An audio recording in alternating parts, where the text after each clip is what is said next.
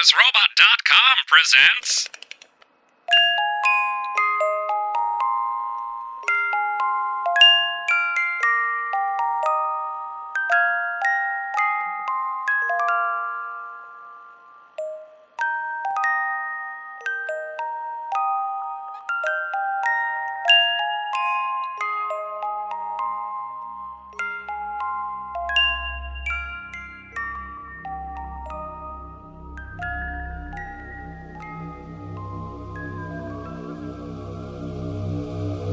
Welcome to Creepypodsta, a Creepypasta podcast. I am your host, Ryan Schremp, and I will be your guide on these terrible tales.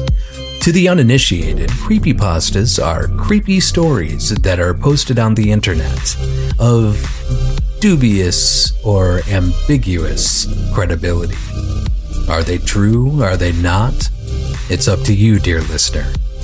Tonight's tale is one called Why Sarah Never Sleeps. Enjoy this inaugural episode of Creepypodsta.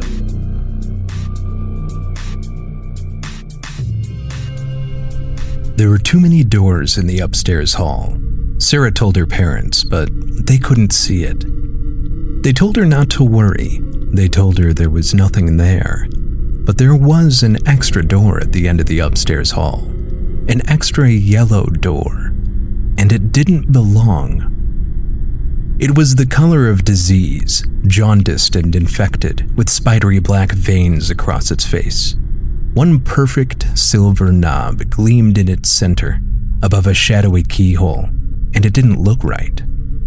The doorknob shone with a mirror's finish, and caught the light from any angle, begging for Sarah to look its way. Sarah did her best to ignore it, but the door knew her name, and it whispered it when she drew near. Sarah. The door would rasp with a voice like dried leaves, as tiny claws scraped against the other side.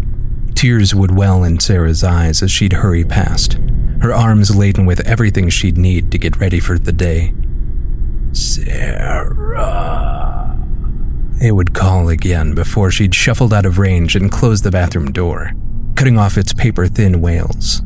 When she'd creep from the bathroom to head downstairs, the door's voice would follow her with a furious flurry of scraping claws and tormented howls.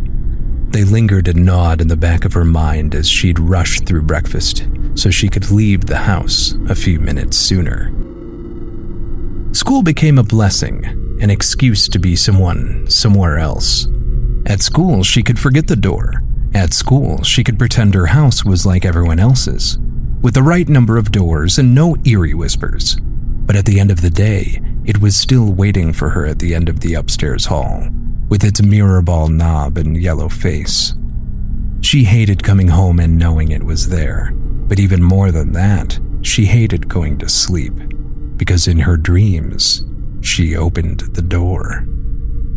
Every night she stood before it, fighting the urge to reach out. Dread knotted her belly in anticipation of pain when her hand rose anyway to grasp the silver knob. Some nights it burned her like the driest ice. Other nights it seared like a red-hot coal. Very occasionally it did neither, instead turning and turning without ever opening the door, and she couldn't stop turning it until she woke up. When the door did open, it revealed a swirling vortex of shadow and sound, with 1,000 voices crying in the darkness. The voices curled around her, crawling through her hair like spiders. She thrashed and swatted at their skittering whispers, but their words still tingled across her skin. She never should have listened. He sees, they said. He hears, they moaned. He hungers, they wept, and burrowed into her mind like worms. The hollow man, they echoed in her mind and screamed to her from the gaping vortex. The hollow man, he hunts. Sarah shot up with a scream that night, gasping and sweating, but alone in her bed. The clock's crimson face said midnight had passed, but not by much. Darkness enveloped her room, except where a vestigial nightlight illuminated the corner by her desk. It wasn't much, but she felt better when she saw it. She pulled the bedsheets over her head and pushed away the echoing voices. "I'm fine," she swore, hugging her knees and rocking. "It's just a dream. They're always dreams. The dreams will go away like they always do." She started humming a song her mother used to sing when Sarah was smaller, small enough to need the nightlight, and the panic faded little by little with every note. "Just a dream," she repeated. "Just a dream. Just a—" "Sarah?" Someone whispered from the hall. Sarah froze. "Sarah? Are you Sarah?" It was the voice of a girl, not much younger than Sarah, and not at all like the voice she usually heard from the door at the end of the hall. Who are you?" Sarah whispered back from beneath the sheets. "My name is Lizzie. Are you Sarah?" Sarah didn't move. She was terrified of leaving the safety of her cocoon. As the moments ticked past, however, an anxious curiosity emboldened her enough to peek out from the covers. What if it was another girl, she thought. She sounded just as scared as Sarah felt. Sarah crawled from her bed, clutching the sweat-damp night skirt she'd worn to sleep, and waited. When nothing happened, she stood up and tiptoed toward the bedroom door, toward the waiting yellow door, with the mirror ball knob on the wall at the end of the upstairs hall. When she stood before it, her stomach lurched, and for a moment she couldn't tell if she was going to vomit or faint. "Please," the door said in the young girl's voice when Sarah got close. "Please, are you Sarah?" Sarah opened her mouth to answer, but her voice was a tiny squeak of nothing. She pressed her palms to her cheeks and smeared away the tears before trying again. "Yes," she finally managed. "I'm Sarah. Please let me in." The door's silvery knob shook violently, rattling as if locked and jostled by someone on the other side. Sarah stumbled back with a gasp, staring at the shuddering alien knob. "Let me in, Sarah. Please, I can't stay in here. Please help me. Let me in." Sarah dropped to her knees when her legs gave out, and she screamed when she looked at the door. Level with the shadowy keyhole below the rattling knob, she stared directly into a very human eye, tears shimmering in the other eye as they shimmered in Sarah's. It darted around wide and white with fear, as if searching through the hall, and then, without warning, the keyhole became a shadow and the silver knob stilled, and the girl on the other side of the door began to cry. "Please, Sarah," she pleaded. "He's almost here." "The Hollow Man?" Sarah whispered as a chill slithered up her spine. Lizzie sobbed quietly. Sarah scooted closer to the door, her fear growing colder when the girl from the other side didn't answer. "Lizzie?" Silence fell as if it had always been there. She couldn't hear Lizzie crying anymore, and even the house was too quiet behind her. Sarah put her ear near the door and held her breath. She waited. Minutes passed, but it couldn't have been minutes.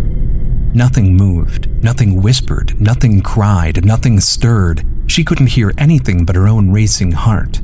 Was she gone? "Lizzie?" She tried again, afraid the Hollow Man had taken her. "He's here," Lizzie whispered at last, almost in her ear, as though Lizzie's lips pressed tight against the keyhole. "Please let me in." Sarah's head ached. The world was a little fuzzy around the edges, and it was harder to focus than before. She had to stand up. She didn't dare touch the sickly door, but her legs felt too wobbly and weak to support her. She reached for the knob with a trembling hand. "Please, Sarah." Lizzie's voice was getting smaller. "Please." Grasping the mirror ball knob, she pulled herself up from the floor. It moved noiselessly beneath her hand, gliding without resistance, and opened the yellow door. A lonely expanse of normal wall inched into view, and she felt sick. She worried at her thumb in confusion and extended a trembling hand to touch the wall behind the door.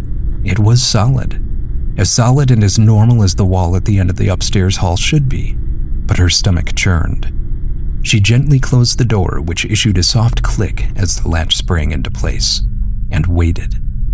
She hardly dared to move or breathe as she listened to the night, waiting for the door to speak again. Hours passed in oppressive silence, even though it couldn't have been hours, and the door had nothing to say. Sarah grew sleepy, too sleepy to keep standing, Too sleepy to remember why she was standing so still at the end of the upstairs hall, it was time to go to bed. It's just a dream, she remembered, turning away and rubbing at her eyes. They're always dreams. Shuffling to her bed was like swimming through jello, and most of the way there she couldn't keep her eyes open. Luckily, she knew the way. The dreams will go away, like they always do. The crimson clock was broken when she rolled herself back in bed, its face declaring 12:16 a.m. to a room that only vaguely felt familiar, but she couldn't bring herself to care when her eyes and body felt so heavy. "Sarah," Lizzie whispered, but it couldn't be a whisper. "Sarah," Lizzie whispered. "Sarah, don't wake up." Sarah groaned a little. "Don't wake up," Lizzie said, her voice echoing in Sarah's mind. Sarah frowned and rolled onto her back. She didn't want to wake up. She wanted to stay asleep. Lizzie didn't need to tell her not to wake, because not being awake was the whole point of being asleep. For a long time, all was silence. Sarah's mind drifted, and she felt herself grow lighter, as if getting ready to float up through the blackness that surrounded her. She could feel the cool sheets beneath her then, and for a moment, she thought she heard the papery thin rustle of leaves in her room. "He's here," Lizzie whispered at last. "Please don't wake up." "Who's here?" Sarah wondered as she steadily rose. "His hollow face and eerie mask, with hollow voice at doors will ask to be invited in to bask above his favored midnight task." A strange tingling worked its way up Sarah's body as Lizzie recited the haunting rhyme in a disconcerting monotone. Clarity inched its way toward her slowly, melting away the fog of sleep. Hadn't she been dreaming? Was she still dreaming?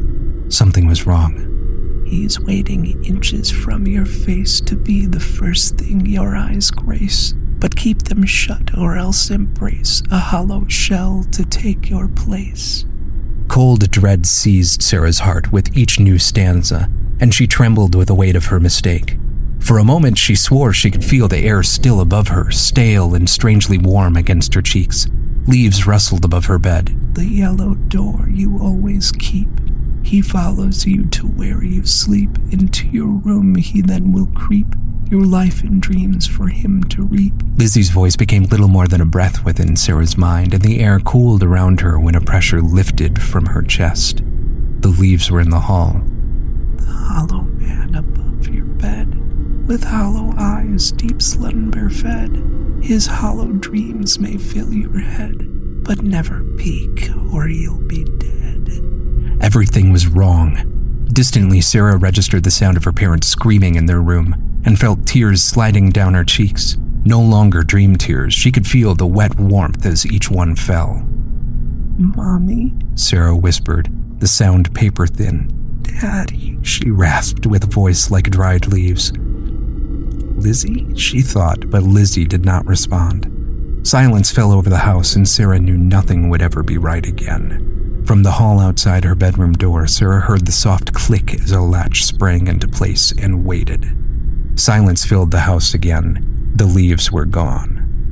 Sunlight peeked through the curtains, and the crimson clock said it was 7:45 a.m. before she felt it was safe enough to open her eyes and leave her room. The yellow door with its mirror ball knob stared at her from the wall at the end of the upstairs hall, and the house was still too quiet. It was a different quiet than before, though. A different quiet than from her dreams. It was the quiet of a tomb. Except, of course, for the occasional tapping, as if from tiny claws from the other side of the yellow door.